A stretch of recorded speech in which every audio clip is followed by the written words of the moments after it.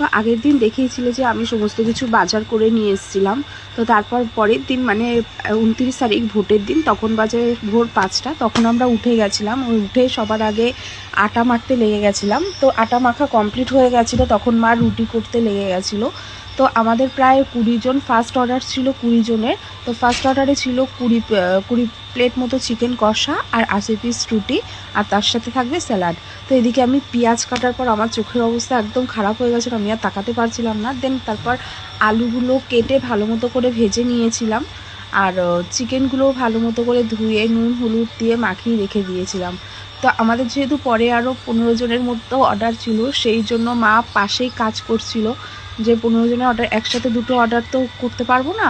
তো মা এক পাশে 15 জনের অর্ডার প্রায় রেডি করছিল কিছুটা, আর এদিকে আমি মাংসটা রেডি করছিলাম। আর এদিকে দেখতেই পাচ্ছ যে চিকেনগুলো ভালো মতো নুন হলুদ দিয়ে ম্যারিনেশন করে রেখে দিয়েছিলাম, যাতে আমি ভাজার টাইমে ভালো মতো নুন হলুদের টেস্টটা ভেতরে যায়। আর এরপরে মশলাটা ভালো মতো কষিয়ে আমি চিকেনটা এদিকে দিয়ে দিলাম। তো চিকেনটা প্রায় রেডি হয়ে এসছে, দেখতেই পাচ্ছ কি সুন্দর তেল ছেড়ে দিয়েছে চিকেন থেকে। আর এই চিকেনটা একদম একটু হালকা স্পাইসি আর গ্রেভি টাইপ হবে, কারণ যারা খাবে তারা রুটি দিয়ে খাবে, তো রুটি দিয়ে ঝোল ভালো লাগবে না, সেজন্য একটু গ্রেভি টাইপ করেছিলাম।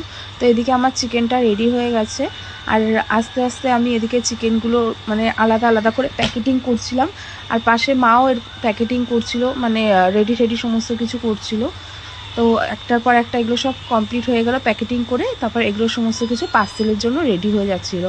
তো তোমরাও যদি তোমাদের কোনো ছোট বড় অনুষ্ঠানের জন্য তোমরা অর্ডার দিতে চাও, তো অবশ্যই আমাদের সাথে কন্ট্যাক্ট করো।